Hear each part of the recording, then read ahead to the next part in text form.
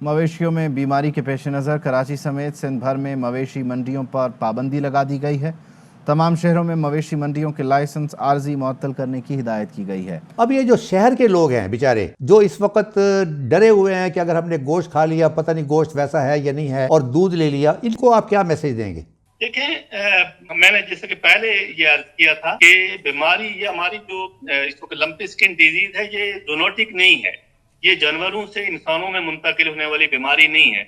इसलिए इसके जो लाइफ स्टॉक प्रोडक्ट्स हैं, वो गोश्त है, दूध है, या इसके अलावा जितने भी हमारे प्रोडक्ट्स हैं, ये ह्यूमन हेल्थ के लिए हैजर्ड नहीं है। Dr. Nadir Hussain Karlo, DG Livestock Sindh and head of the Provincial Task Force for Control of Lumpy Skin Disease. Lumpy skin disease जिसका खर्चा कुछ महीनों से हमने देखा जो गाय में हो रही है, और उसकी फेडरल गवर्नमेंट ने भी और लेबॉर्ट्रीज़ ने तस्दीक कर दी है। तो अभी सिंध के अंदर जो हैं और साउथ पंजाब में और कहीं कहीं से बलूचिस्तान से भी रिपोर्ट्स आ रही हैं। तो ये लंपी स्किन डिजीज़ गाय के अंदर आ गई है। दुनिया के अंदर ये देखा गया कि भैंस में भी है, गाय में भी है, लेकिन हमारे यहाँ सिर्फ और सिर्फ गाय में जो है ना वो रिपोर्ट हो रही है या नज़र आ रही है। सबसे पहले मैं बताता चलूँ कि लंपी स्किन डिजीज़ का कोई भी ख़तरा इंसानी जान को नहीं है।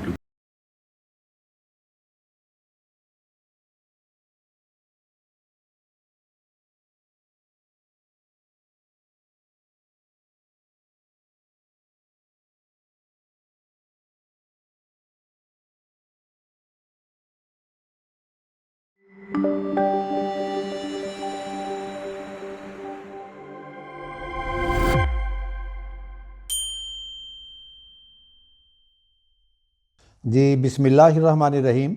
मेरे सामीन और नाजरीन, मैं हूं आपका भाई हाफिज़ वसी मोहम्मद ख़ान, और आज का प्रोग्राम है लंपी स्किन डिजीज़ के बारे में, जिसने पूरे सिंध को अपनी लपेट में लिया हुआ है। और चूंकि इसके बारे में जानकारी लोगों में बहुत कम है, तो उसके नतीजे के अंदर बेशुमार अफवाहें जन्म ले रही हैं। इसके दूध के इस्तेमाल के बारे में, बीमारी को रोकने के बारे में, गोश्त के इस्तेमाल के बारे में, जानवरों के मुस्तकबिल के बारे में। तो आज हमने दावत दी है लाइफ स्टॉक सेक्टर के आइकॉन डॉक्टर मोहसिन कियानी साहब को, जो वजीर आजम के एग्रीकल्चर इमरजेंसी प्रोग्राम में सेव दी काफ और फीड लॉट फैटनिंग के इंचार्ज हैं, और इस्लामाबाद में इन्होंने अपना डेरा जमाया हुआ है। तो उनको मैंने तकलीफ दी है ताकि वो हमारी रहनुमाई कर सकें कि जब आपको सही सूरत हाल का इल्म ना हो, तो ये बेहतरीन मौका होता है अफवाहों के जन्म लेने का और अफवाहों के फैलने का। तो मैं इनको वेलकम करता हूं, और इनकी मोहब्बत है कि मेरे कहने पर ये तशरीफ लाए हैं। तो जनाब डॉक्टर साहब, ये आजकल पूरे सोशल मीडिया पर और नेशनल मीडिया पर एक बीमारी का नाम लिया जा रहा है, और उसका नाम है लंपी स्किन डिजीज, और उसके बारे में अफवाहें ज्यादा ये फैलाई जा रही हैं कि अगर इसका गोश्त इस्तेमाल किया जाए,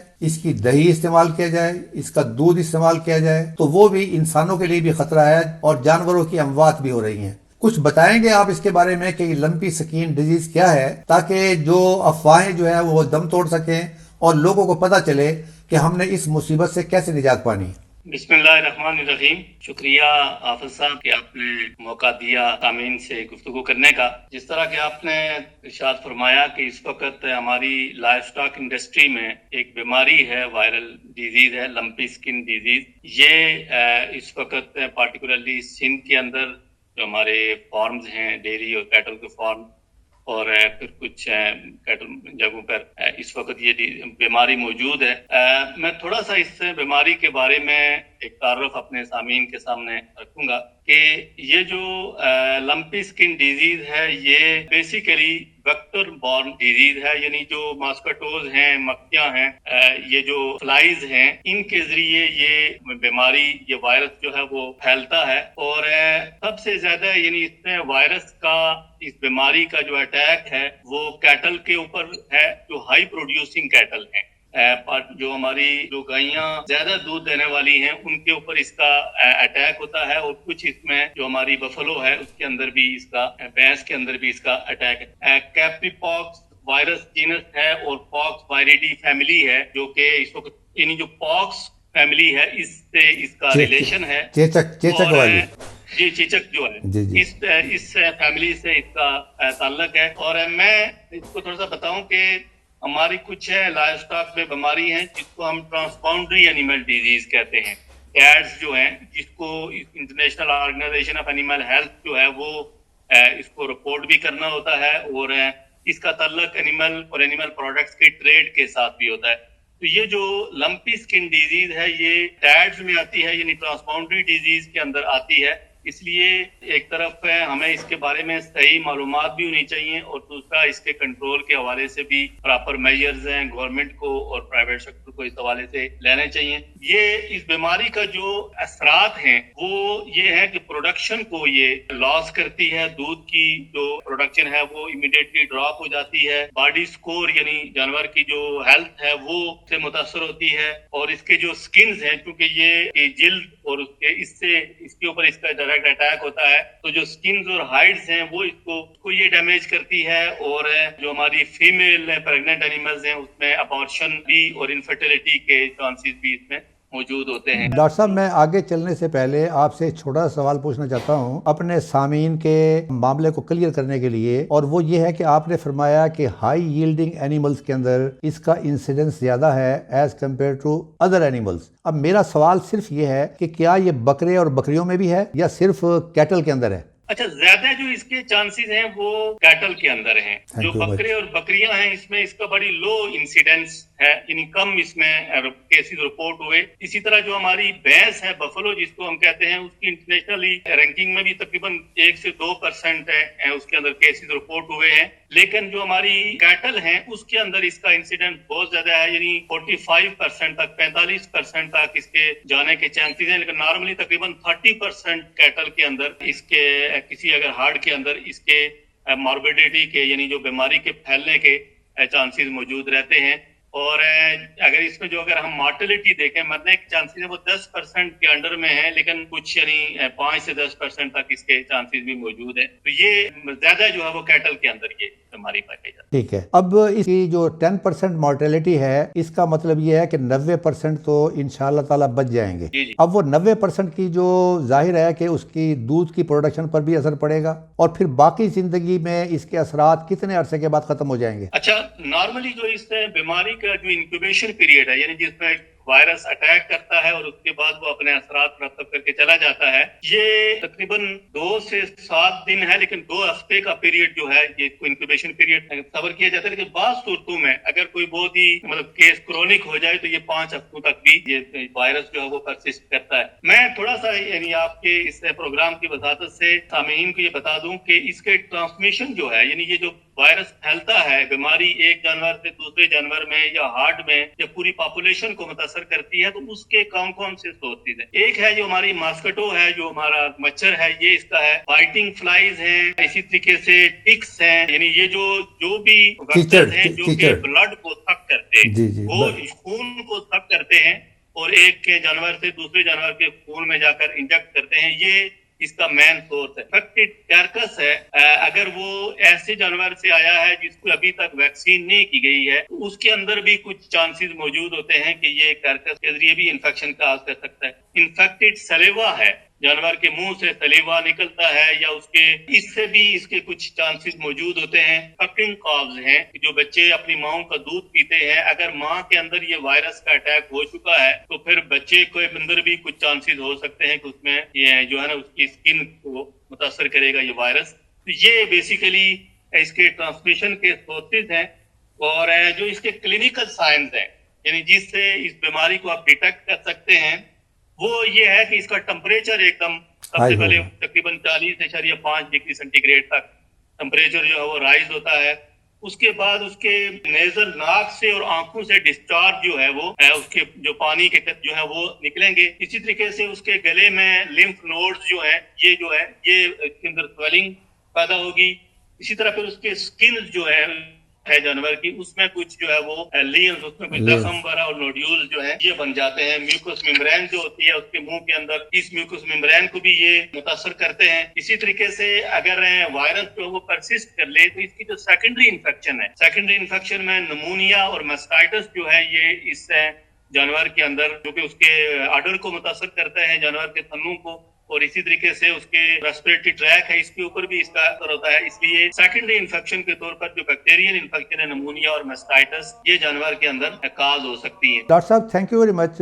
मैं अब जो जानना चाहूँगा, ये आपने बड़े अच्छे तरीके से बताया कि ये फैलती कैसे है, इसके सिम्टम्स क्या क्या हैं। मुझे आप ये बताएं, मैं चूंकि खुद फार्मर हूँ, नंबर वन हमारे यहाँ एक तस्वुर है, और वो तस्वुर ये है कि अगर मेरा जानवर मरने लगे तो मैं उसको, उसका लफ्ज है हलाल करवा दूंगा। उस हलाल करवाने का मतलब ये है कि कसाई उसको सस्ते दामों ले जाएगा और फार्मर को कुछ पैसे भी मिल जाएंगे। अब एक सवाल तो मेरा ये है कि जब ये गोश्त जो है मार्केट में जाएगा, क्या इंसानी सेहत पर उसके कोई असरात होंगे? एक नंबर दो, अगर मेरे पास 100 जानवर हैं और 3 जानवरों में ये आया है, और जो हाई यील्डर एनिमल आप फरमा रहे हैं कि 40 लीटर है, 30 लीटर है, 35 लीटर है, वो कम से कम 10 लीटर पर तो आ जाएगा। अब वो दूध जो है जब मैं दूसरे में मिलाता हूं और वो मार्केट में जाता है, तो इंसान की सेहत पर इन 3 चीजों के क्या असरात हो सकते हैं या नहीं हो सकते?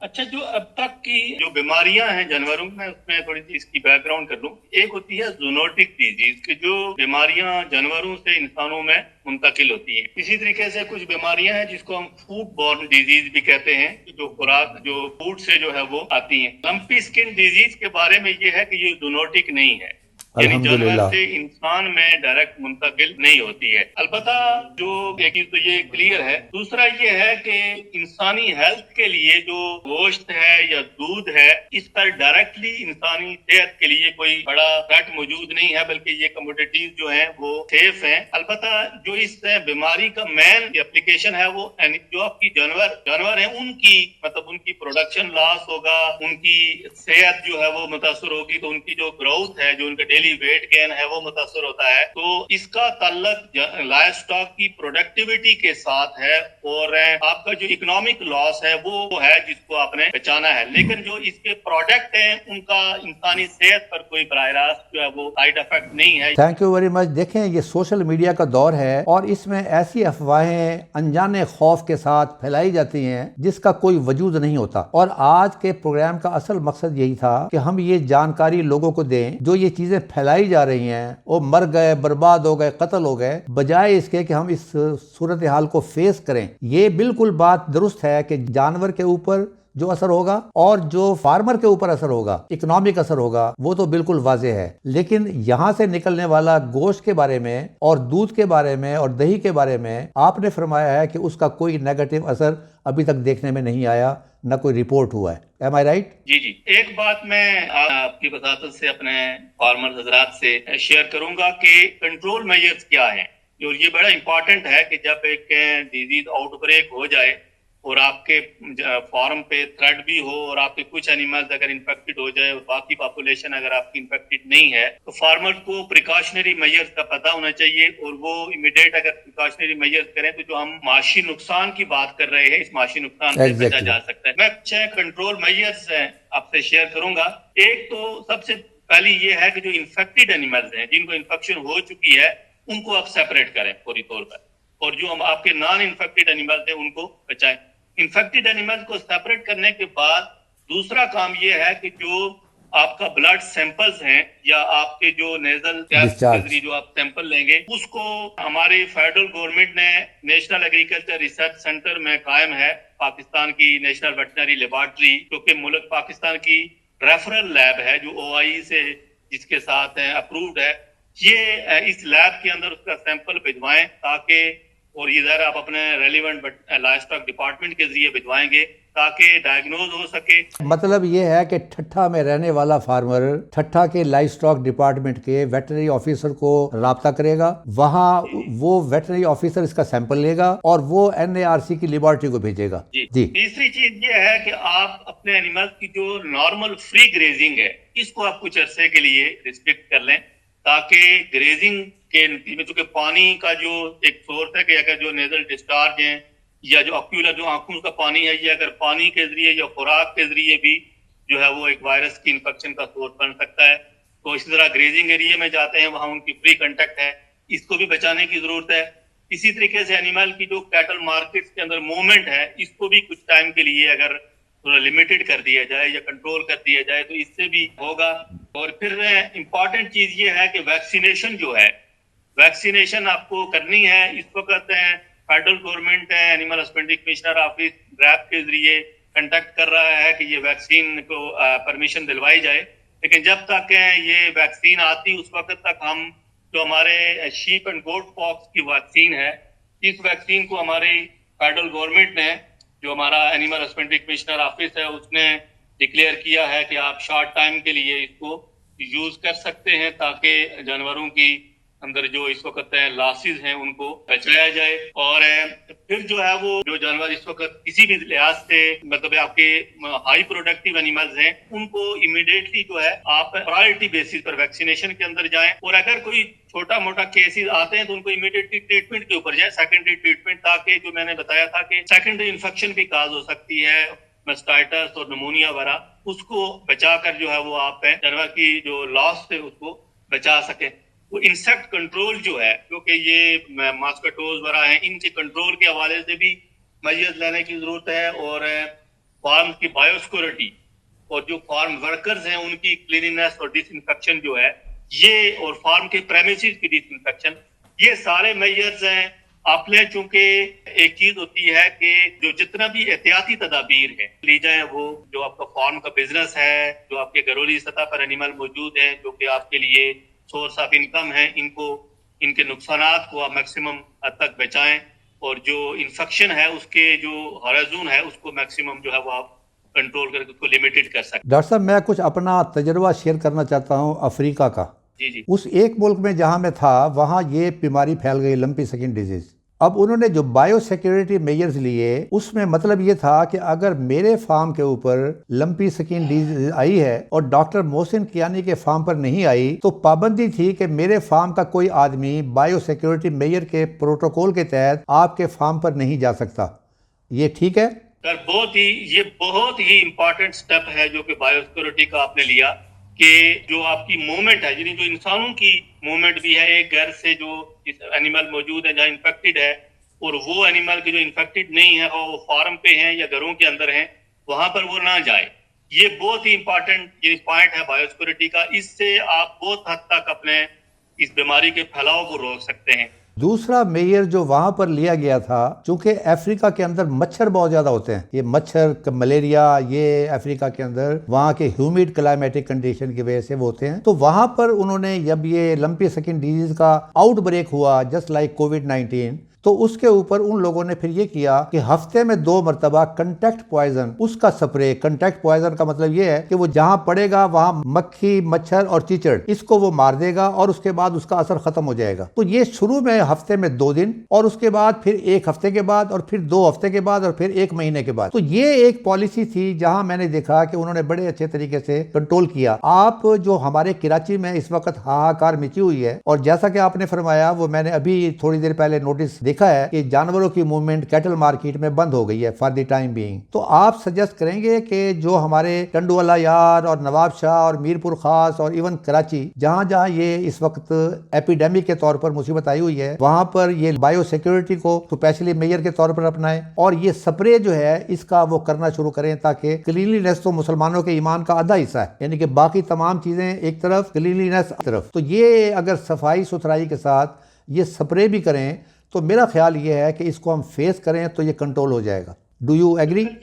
ये बहुत ही आम हदायत है, और मैं ये समझता हूँ कि अवेयरनेस जो है और ट्रेनिंग जो है वो फार्मर्स की इस बीमारी के कंट्रोल के लिए ये बहुत जरूरी है। देखें, ये आज का वक्त जो है वो डिजिटल मीडिया का दौर है। इस तरह आप इस वक्त डिजिटल मीडिया के जरिए फार्मर्स को एक पैगाम दे रहे हैं, इसी तरीके से हमारे इदारों को भी मैक्सिमम हद तक अपने प्रोफेशनल्स को, जो फील्ड प्रोफेशनल्स हैं और फिर जो फार्मर्स हैं और फार्मर ऑर्गेनाइजेशन हैं, उनको साथ लेकर फार्मर्स को मैक्सिमम एजुकेट करना चाहिए, अवेयर करना चाहिए, और ये सारी एहतियाती तदाबीर उन तक पहुंचनी चाहिए ताकि वो इनको इख्तियार करें और मैक्सिमम और इस बीमारी के फैलाव को रोकें और इससे होने वाले नुकसानात से जानवरों को बचा। Thank you very much doctor साहब। ये पैगाम जो है हम दोनों ने मिलकर, एक पैगाम तो हमने फार्मर को दिया कि वो बायो सिक्योरिटी पर तवज्जो दे, वो घबराए नहीं, वो सिचुएशन को फेस करे, और फेस करने का तरीका भी बताया है कि किस तरीके से उसने सेकेंडरी इन्फेक्शन से भी बचना है। अब ये जो शहर के लोग हैं बेचारे, जो इस वक्त डरे हुए हैं कि अगर हमने गोश्त खा लिया पता नहीं गोश्त वैसा है या नहीं है, और दूध ले लिया, इनको आप क्या मैसेज देंगे? देखें, मैंने जैसे कि पहले ये अर्ज किया था कि बीमारी ये हमारी जो इसको लंपी स्किन डिजीज है, ये जूनोटिक नहीं है, ये जानवरों से इंसानों में मुंतकिल होने वाली बीमारी नहीं है। इसलिए इसके जो लाइफ स्टॉक प्रोडक्ट्स हैं, वो गोश्त है, दूध है, या इसके अलावा जितने भी हमारे प्रोडक्ट्स हैं, ये ह्यूमन हेल्थ के लिए हैजर्ड नहीं है, यानी इसको ये हैजर्ड में नहीं आते हैं। इसलिए आप इनको इस्तेमाल कर सकते हैं और आपकी सेहत के लिए बराह रास्त कोई खतरा इनसे नहीं है और घबराने की जरूरत नहीं है। और घबराने की जरूरत नहीं। इस बात को समझने की जरूरत है कि इसका ताल्लुक हमारी लाइफ स्टॉक की इंडस्ट्री की इकोनॉमिक्स के साथ है, ये कारोबार करने वालों की माशियत के साथ है कि वो मुतासर होगी, लेकिन इंसानी सेहत बराह रास्त इसको खतरा भी नहीं है। और मेरे ख्याल में ये अफवाहें जो हैं, जो इस तरह की फैलाई जा रही हैं, उनको भी एहतियात करनी चाहिए कि लोग इस बजाय इसके कि वो सेहतमंद ग़िज़ाओं का इस्तेमाल करें, उनको डरा कर इस चीज से अगर रोका जाए तो ये उल्टा फायदे के नुकसानदेह चीज है। डॉक्टर साहब, थैंक यू वेरी मच। मैं आपके हवाले से एक पैगाम अपने फार्मर्स को देना चाहता हूं और बाद में मुझे आपकी तायीद चाहिए। अभी आपने एक लफ्ज़ इस्तेमाल किया कि इससे सेकेंडरी इन्फेक्शन अगर होगी तो मेस्टाइटिस भी होगी, और मेस्टाइटिस के बारे में कहा जाता है कि ये वाहिद बीमारी है जो फार्मर जो है अपने जानवर पर लाता है, और उसकी वजह यह है कि सफाई सुथराई नहीं है, उसने थनों का ख्याल नहीं किया, उसने बाड़े का ख्याल नहीं किया। तो ये लंपी स्किन डिजीज़ को भी फार्मर जो है अपने जज्बे के साथ और उन प्रोटोकॉल के साथ जो आपने बयान फरमाए हैं, इसको कंट्रोल कर सकता है। इन द मीन टाइम बड़ी अच्छी बात आपने बताई है कि जब तक एक्चुअल वैक्सीन यहाँ पर नहीं आती, ये जो बकरों और बकरियों के लिए जो वैक्सीन है उसको गवर्नमेंट इजाज़त दे रही है इस्तेमाल करने की, तो इंशाअल्लाह ताला अगर वो मुकम्मल इरेडिकेट नहीं करेगी तो 75% इस मुसीबत को उस वक्त तक रोक सकती है जब तक एक्चुअल वैक्सीन नहीं आ जाती। जी बिल्कुल ऐसा ही है इंशाल्लाह। और एक्चुअल वैक्सीन के लिए भी इस वक्त फेडरल गवर्नमेंट और इदारे जो हमारी ड्रग रेगुलेटिंग अथॉरिटी है उसके साथ इस वक्त निगोशिएशन पे हैं कि हंगामी बुनियादों पर उसको अलाउ किया जाए और वैक्सीन मंगवाए जाए ताकि फार्मर के इस नुकसान को बचाया जा सके। लेकिन मीनवाइल जब तक ये वैक्सीन नहीं आती, हमारे एनिमल हस्बेंड्री कमिश्नर ऑफिस ने पॉक्स वैक्सीन के इस्तेमाल की इजाज़त दी है, और टेक्निकली भी ये है कि पॉक्स वैक्सीन से काफ़ी हद तक जो है वो तदारक किया जा सकता है। डॉक्टर साहब, थैंक यू वेरी मच। आपकी आमद का बहुत बहुत शुक्रिया। और मुझे यकीन है इस दौर में जो सोशल मीडिया का है और अनजाना खौफ फैलाया जा रहा है, अफवाहों पर अफवाहें बगैर तहकीक किए हुए हम फॉरवर्ड कर देते हैं, आज के इस प्रोग्राम से और आपकी तायीद से उन अफवाहों का खात्मा हो जाएगा और हमारे जो पब्लिक है वो भी इन चीज़ों के बारे में अननेसेसरी परेशान नहीं होगी, और हमारे किसानों को भी आपने एक रास्ता दिखाया है। इस तरीके से इस रास्ते पर चलते हुए हम इस बीमारी का मुकाबला कर सकते हैं। जज़ाकल्लाह, वेलकम अगेन, और अल्लाह ताला आपको खुश रखे। बहुत शुक्रिया हाफिज़ साहब, थैंक यू वेरी मच।